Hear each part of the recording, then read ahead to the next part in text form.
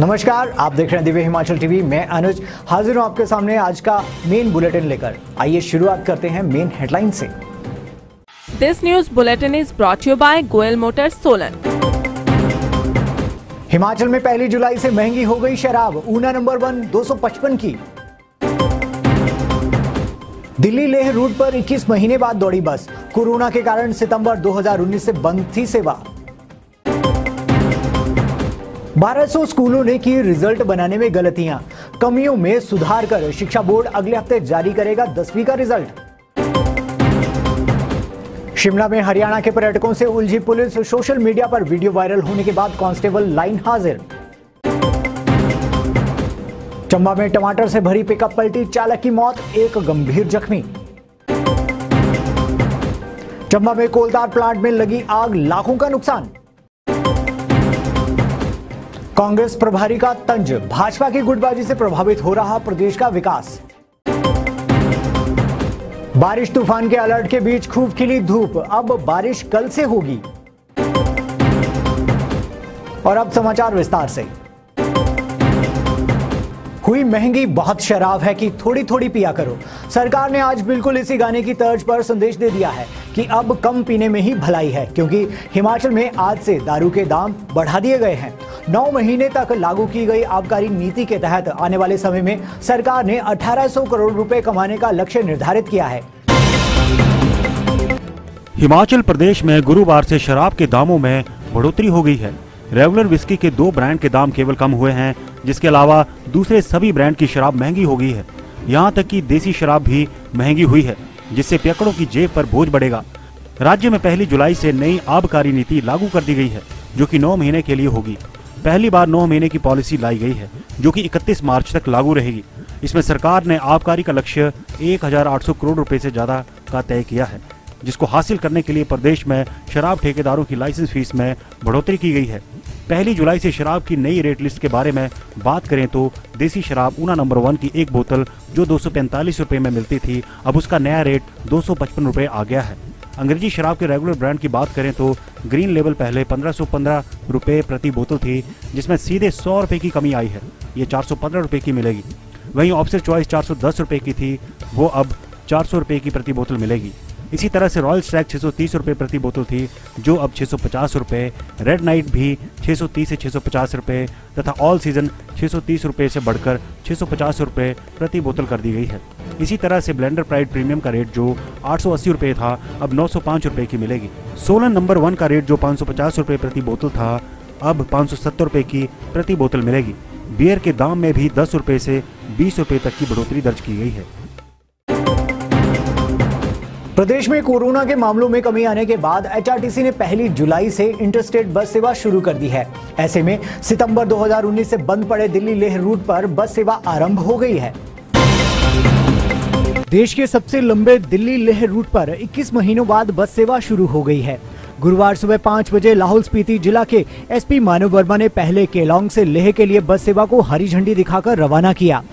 पहले बस केलांग से लेह जाएगी, इसके बाद लेह से दिल्ली रवाना होगी। बता दें कि सितंबर 2019 से ये बस सेवा कोरोना महामारी के चलते बंद थी। अब सरकार ने गुरुवार से इंटरस्टेट बस सेवा शुरू की है। ऐसे में हिमाचल पथ परिवहन केलांग डिपो ने सबसे लंबे रूट दिल्ली लेह बस सेवा शुरू कर दी है। आरएम केलांग मंगलचंद मनेपा ने कहा कि 12 लाचा होकर बस लेह पहुंचेगी। उन्होंने बताया कि पहले दिन 5 यात्री केलांग से लेह गए। बाकायदा आरटीपीसीआर रिपोर्ट के साथ इन्हें लेह के लिए भेजा गया। केलांग लेह का किराया 587 और दिल्ली लेह के बीच का सफर 1606 रुपए में होगा। रूट शुरू होने से पर्यटन को भी बढ़ावा मिलेगा। थे ये बस सर्विस आपकी सितंबर 2019 के बाद आज पहली बार ये गाड़ी आपकी केलांग से ले आऊँगा। जैसे कि आपको पता है ये जो रूट है ये बहुत स्पेशल रूट है, 4 पासेज आते हैं, काफ़ी खतरनाक रूट है। तो तभी मैं एचआरटीसी वालों की मदद की दाद देना चाहूँगा और मैं ये भी चाहूँगा कि इस रूट पर फ्रिक्वेंटली बसें चलें और जो यहाँ सैलानी आ रहे हैं वो इस सुविधा का फायदा उठाएं। हिमाचल प्रदेश स्कूल शिक्षा बोर्ड अगले सप्ताह तक 10वीं कक्षा का परिणाम घोषित करने की योजना पर काम कर रहा है। हालांकि अधिकतर स्कूलों ने परिणाम तैयार कर लिया है, लेकिन कुछ स्कूलों के रिजल्ट में गलतियां पाई गई हैं, जिनमें अब सुधार किया जा रहा है। हिमाचल प्रदेश स्कूल शिक्षा बोर्ड 7 वर्गों के आधार पर छात्रों का मूल्यांकन कर रिजल्ट तैयार कर रहा है। ऐसे में जुलाई माह के दूसरे सप्ताह तक शिक्षा बोर्ड 10वीं का रिजल्ट जारी करने की योजना बना रहा है।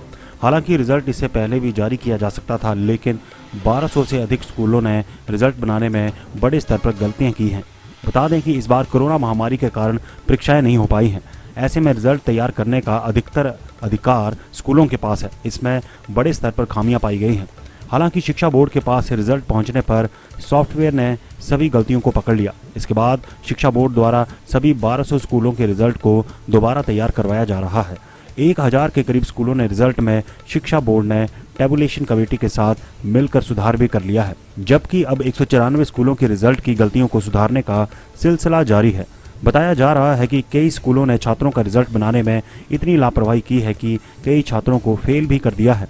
ऐसे में कोशिश की जा रही है कि गलतियों को सुधार कर आगामी सप्ताह तक 10वीं का रिजल्ट जारी कर दिया जाए। कुल्लू के थप्पड़ कांड के बाद अब एक बार फिर वर्दी पर सवाल खड़े हुए हैं। दरअसल सोशल मीडिया पर शिमला से एक वीडियो वायरल हुआ है, जिसमें पुलिस कर्मचारी हरियाणा के पर्यटकों से मारपीट कर रहा है। हालांकि इस मामले में पर्यटकों की भी गलती बताई जा रही है।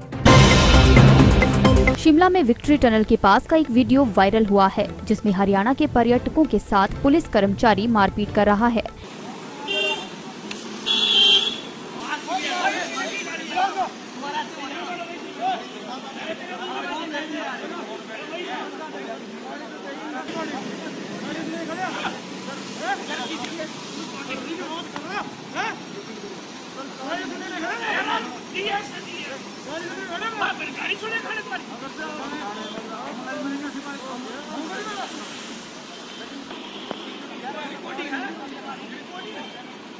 किसी ने गाड़ी दी है आपके पास, रिकॉर्डिंग आपके पास, आप इनको की नहीं बोल रही, नोट उठाओ तुम्हारा।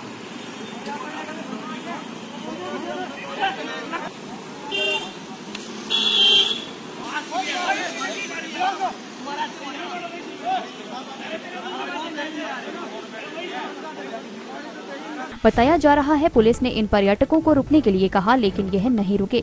वहीं ये भी कहना है कि इन लोगों ने पुलिस कर्मचारियों के साथ भी अभद्र व्यवहार किया, जिससे माहौल बिगड़ गया।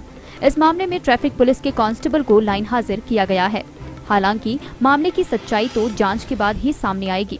डीएसपी ट्रैफिक अजय भारद्वाज ने मामले की पुष्टि की है। प्रदेश में आए दिन सड़क हादसे के मामलों में बढ़ोतरी देखने को मिल रही है।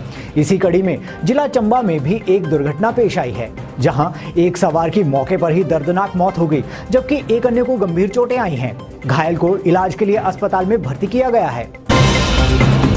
चंबा जोत मार्ग पर मंगला गांव के समीप गुरुवार सुबह चंबा की तरफ आ रही टमाटर से लदी पिकअप कोट के पास अनियंत्रित होकर गहरी खाई में जा गिरी, जिससे चालक की मौके पर ही मौत हो गई, जबकि एक अन्य सवार गंभीर रूप से घायल हुआ है।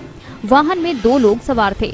घायल व्यक्ति का मेडिकल कॉलेज चंबा में उपचार चल रहा है। हादसे में मरने वाले व्यक्ति की पहचान सोमदत्त निवासी गाँव गलाही, तहसील घुमारवी, जिला बिलासपुर के तौर पर हुई है। घटनास्थल के समीपवर्ती इलाके के लोगों ने घटना के संबंध में पुलिस को सूचित किया। मृतक के शव को कब्जे में लेकर उसके परिजनों को सूचित कर दिया गया है, जबकि घटना में घायल हुए व्यक्ति को भी अस्पताल पहुंचाया गया। हिमाचल प्रदेश में जहां गर्मी से लोग बेहाल हैं, वहीं आग लगने की भी कई घटनाएं सामने आ रही हैं। ऐसे ही एक मामले में चंबा में एक कोलतार प्लांट में आग लग गई, जिससे पूरे क्षेत्र में धुआं ही धुआं फैल गया। चंबा तीसा मार्ग पर मधुवाड़ में गुरुवार दोपहर कोलतार प्लांट में अचानक आग लग गई। मौके पर मौजूद लोगों द्वारा दमकल विभाग को सूचना दी गई। सूचना मिलते ही टीम मौके पर पहुंची और 1 घंटे की कड़ी मशक्कत के बाद कोलतार प्लांट में लगी आग को बुझाया। इस घटना में लाखों रुपए के नुकसान का अनुमान है। फिलहाल आग लगने के कारणों का पता नहीं चल पाया है। मैं फायरमैन मनोज कुमार, चौकी इंचार्ज चुरा, जिसने बताया था कि मधुवाड़ में एक लुक प्लांट में जो है आग लगी है। तुरंत सूचना मिलते ही मैं अपनी टीम के साथ घटनास्थल की ओर रवाना हुआ और वहां पहुंचते ही मैंने तुरंत कार्रवाई करके आग को जो पूर्ण रूप से बुझा दिया है। इसका आंकलन जो है अभी मालिक को पूछने के पश्चात ही लगेगा। गुटबाजी कांग्रेस में नहीं भाजपा में है, यह दावा हिमाचल प्रदेश कांग्रेस मामलों के प्रभारी संजय दत्त ने किया है। उन्होंने कहा कि मोदी सरकार के 7 साल के कार्यकाल में देश की अर्थव्यवस्था पूरी तरह बिखर चुकी है। सरकार की गलत नीतियों, नोटबंदी, जीएसटी ने देश को बर्बाद कर दिया है। आज देश के सामने बढ़ती महंगाई, बेरोजगारी ऐसी समस्याएं हैं जिनसे आम नागरिक परेशान है।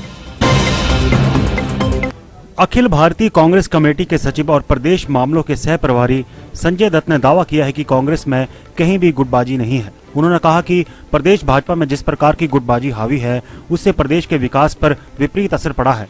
कांग्रेस मुख्यालय राजीव भवन में पत्रकारों के साथ बातचीत करते हुए संजय दत्त ने प्रदेश में अपने दूसरे प्रवास को सार्थक बताते हुए कहा कि उन्होंने इस दौरान जिलावार, ब्लॉक और बूथ स्तर पर पार्टी कार्यकर्ताओं के साथ संवाद किया है। सभी नेता, पदाधिकारी और कार्यकर्ता सोनिया गांधी, राहुल गांधी के नेतृत्व में पार्टी की मजबूती के लिए एकजुटता से काम कर रहे हैं। उन्होंने कहा कि केंद्र में मोदी सरकार के 7 साल के कार्यकाल में देश की अर्थव्यवस्था पूरी तरह बिखर चुकी है। सरकार की गलत नीतियों, नोटबंदी, जीएसटी ने देश को बर्बाद कर दिया है। उन्होंने कहा कि आज देश के सामने बढ़ती महंगाई, बेरोजगारी ऐसी समस्याएं हैं जिनसे आम नागरिक परेशान है। आइए जानते हैं मौसम का हालचाल।